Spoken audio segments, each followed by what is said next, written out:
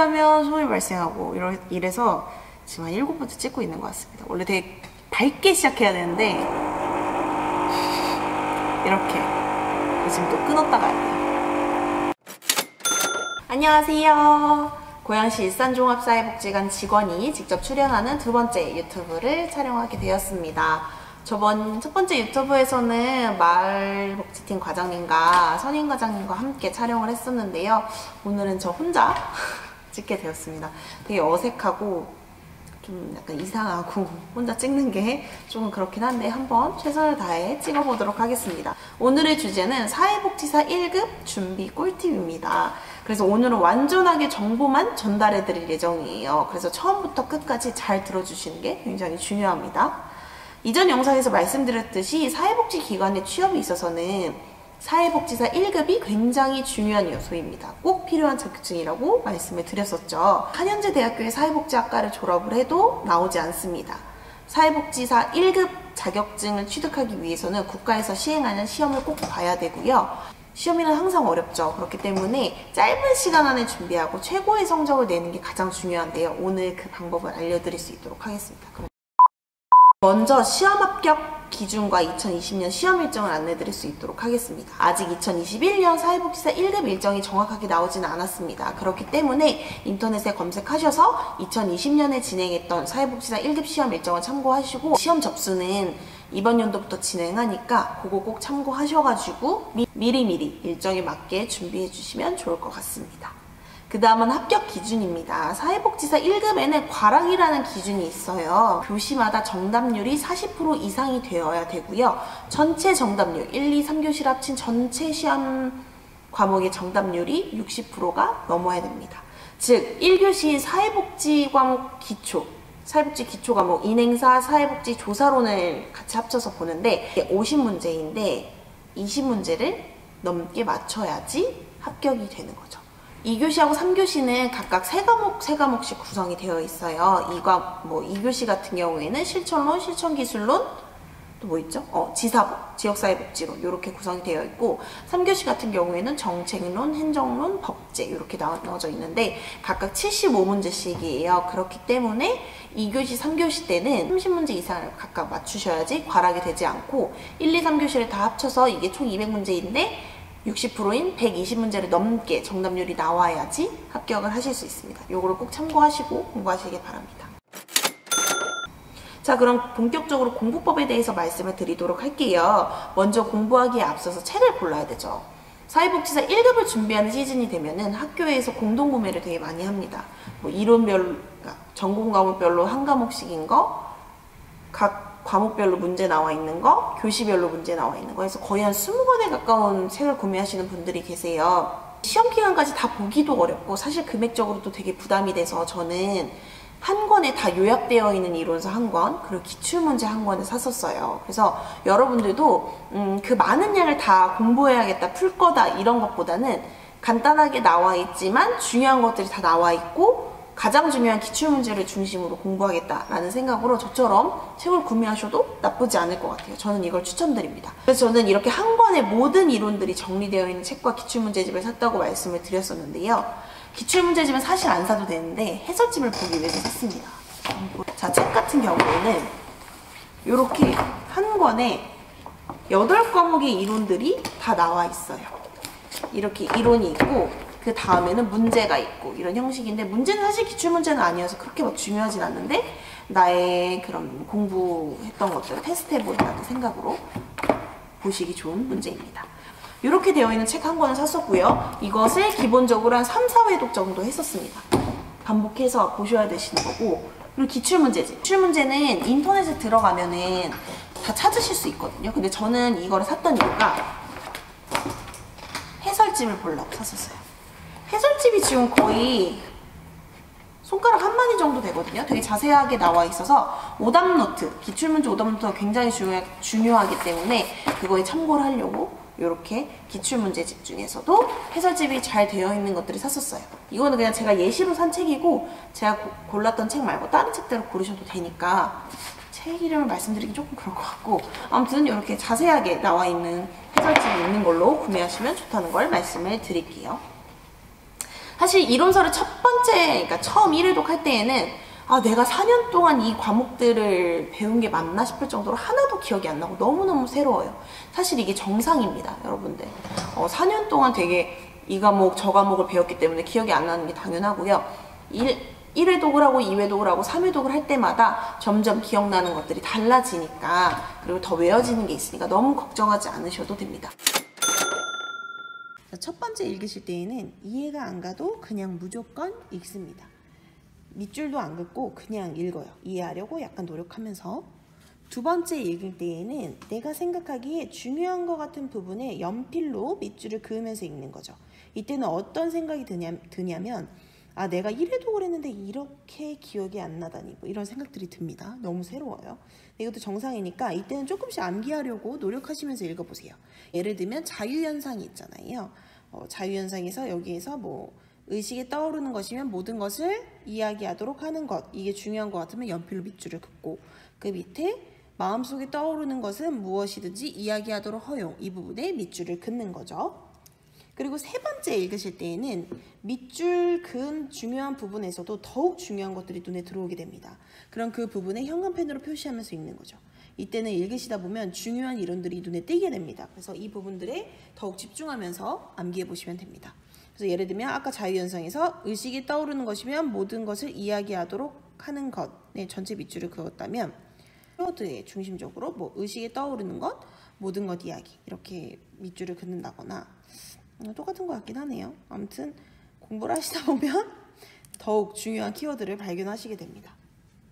그래서 그렇게 밑줄 그으시면서 하시면 될 것 같고, 네 번째는 암기에 집중하시면서 읽으시고 중요하게 표시해둔 부분, 그러니까 형광펜으로 표시해둔 부분에 더욱 집중하면서 읽으시면 됩니다. 사실 8과목의 전공 내용이 들어있는 책을 4번 본다는 게 쉽지는 않잖아요. 볼 때마다 되게 어렵다는 느낌이 드실 거예요. 근데 이건 아까 말씀드렸던 것처럼 여러분들이 이상한 게 아니니까 꼭 불안해하지 마시고 끝까지 공부하시기 바랍니다. 그 다음엔 책 안에 있는 문제들을 가볍게 풀어보시고 오답을 체크하시면서 틀린 이론들을 한 번씩 숙지해 주시는 게 좋습니다. 그 다음 굉장히 중요한 거예요. 기출문제. 굉장히 중요합니다. 사회복지사 1급 시험은 문제은행 형식이에요. 즉 기출문제에 나왔던 게 또 나오고 또 나오고 또 나오고 또 나온다는 이야기죠. 이건 뒤에 가서 한 번 더 말씀을 드릴게요. 지금 보시면 똑같은 개념들의 문제를 제가 표시를 해놨어요. 형광펜으로. 아예 뭐 똑같이 대조화시키지는 않았었는데 지금 형광펜으로 표시해 놓은 게 이제 겹치는 것들, 출제가 겹치게 된 것들이거든요. 근데 되게 많이 겹쳤죠. 이런 것도 다 겹쳤어요. 그리고 여기서도 다 이렇게 겹칩니다. 그래서 여러분들 보시면 알겠지만 같은 개념의 문제가 계속적으로 반복 출제가 되는 것을 아실 수 있습니다. 시험을 보면서 느낀 게 뭐 예를 들어서 지역사회복지로 문제가 10문제다 하면은 진짜 어려운 거 뭐 2문제, 좀 헷갈리는 거 1문제, 그리고 진짜 알겠는 거 7문제, 이렇게 퍼센테이지가 나뉘어요. 그렇기 때문에 여러분들 시험 보실 때도 그렇고 뭐 공부하실 때도 그렇고 정말 어려운 2문제를 너무 안 외워져서 막 끙끙 앓지 마시고 중요한 것들, 다빈도의 문제들로 중심적으로 공부하시는 게 좋을 것 같습니다. 물론 기출문제에 나온 이론들을 다 보는 건 굉장히 중요합니다. 근데 정말 뭐 안 외워지는 딱 한 문제가 있다. 근데 이거를 막 공부하시려고 다시 이론서를 미친 듯이 보면서 외우신다던가 굳이 이럴 필요는 없으시고 트라인을 넘겠다는 그런 생각으로 공부하시면 될 것 같습니다. 그렇게 앞서 말씀드린 것처럼 기출문제가 굉장히 중요해요. 큐넷 사이트에 들어가시면 2014년부터 2020년까지 기출문제를 뽑으실 수 있어요. 이렇게 뽑으실 수 있거든요. 그래서 인쇄하셔서 풀어보시는 거죠. 기출문제죠. 아까 샀던 그 책이 푸시는 게 아니라 여기 그냥 흰 종이에 푸시고 한번 채점을 해보세요. 그럼 또 놀라죠. 아, 떨어지는 거 아니야? 왜 나 이렇게 공부했는데 하나도 기억이 안 나고 다 못 맞았지? 라고 하시는데 이 다음부터가 굉장히 중요합니다. 바로 오답 노트인데요. 이게 내가 그냥 틀린 부분만 짚고 넘어가는 오답 노트가 아니라 모든 문제를 다 오답 노트 하시는 거예요. 얘는 맞은 문제, 틀린 문제 다 하시면 되시는 거죠. 그래서 오답 노트 하실 때는 기본서하고 기출문제 해설집을 참고하시면 되고요. 예를 들면 지금 이렇게 보여드릴게요. 안 보이니까 이렇게 하도록 하겠습니다. 예를 들면 1번 문제에서 틀린 것을 고르세요 이잖아요. 그러면 지금 1번 문제는 틀린 보기고 나머지는 다 맞는 보기예요. 그러면 이와 관련된 이론들이 있겠죠. 이거를 오른쪽에 작성을 하시는 거예요. 일정한 순서와 방향성이 있고 인간 발달의 원리에 대해서는 일정한 순서와 방향성, 뭐 연속성, 상호작용 이런 것들을 다 적으시는 거예요. 그리고 1번 틀린 이유. 환경적 요인보다 유전적 요인을 중시한다. 이게 아니죠. 환경과 유전의 상호작용을 중요하게 생각하는 게 인간 발달의 원리이기 때문에 1번이 틀렸다는 거를 오답노트 하시는 거예요. 나머지 보기가 맞다는 거를 이 이론과 대조시키시면서 이해하시면 되는 거죠. 그래서 이 1번이 틀린 이유도 작성하시고 나머지 보기가 맞는 이유까지 다 작성을 해주시면 됩니다. 자, 이렇게 2014년부터 2020년까지의 문제를 다 오답노트를 하시면 사실 여러분들이 앞서 기본서에서 보셨던 이론들이 다 이 오답노트에 들어있다고 보셔도 무방합니다. 근데 중요한 건 법제 같은 경우에는 사실 법이 개정되면서 개념이 계속 바뀌기 때문에 한번 바뀐 거는, 그러니까 법이 개정된 거는 오답노트 하실 때 잘 체크해 두셔서 공부하시는 게 중요합니다.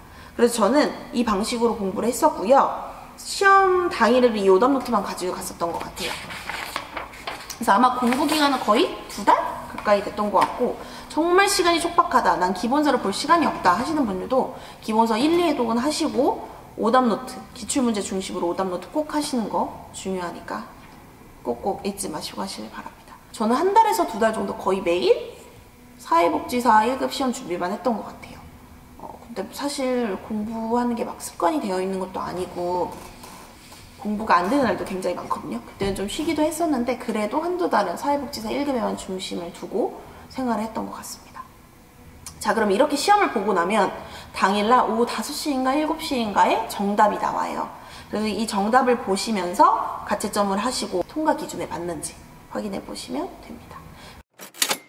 정말 중요한 거는 자격증 발급과 관련된 사항인데요. 이거는 4년제를 졸업하신 분들 기준입니다. 여러분들 실습하시면 실습 확인서 제대로 안 챙겨 놓으시는 분들 굉장히 많아요. 그래서 저는 항상 실습하면은 개강을 했을 때 꼭 학과 사무실에 가서 사회복지 실습 확인서를 챙겨놓고 교수님 사인까지 다 받아놔라 라고 말씀을 드리거든요.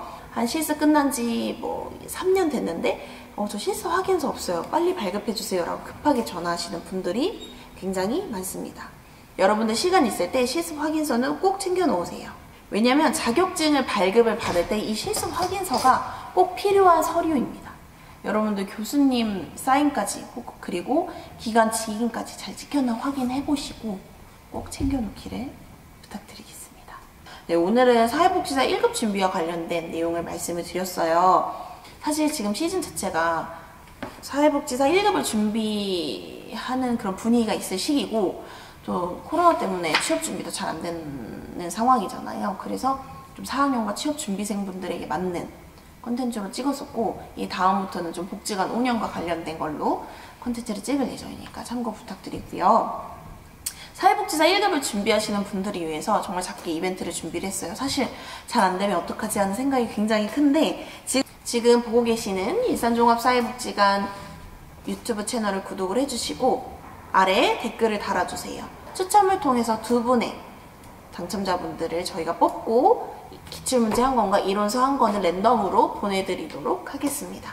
네, 꼭꼭 참여해 주시고요. 뭐 아는 지인에게 선물해주고 싶다도 좋고, 제가 이제 사회복지사 1급을 시험 준비를 하려고 하는데 꼭 필요하다는 분들도 계셔도 좋고, 작년에는 떨어졌는데 이번 연도에는 꼭 붙고 싶어요 하시는 분들도 상관없고, 솔직하게 사연 적어주시면 저희가 추첨을 통해서 발송을 해드리도록 하겠습니다. 다음에도 조금 재미있고 유익한 컨텐츠로 찾아오도록 하겠습니다.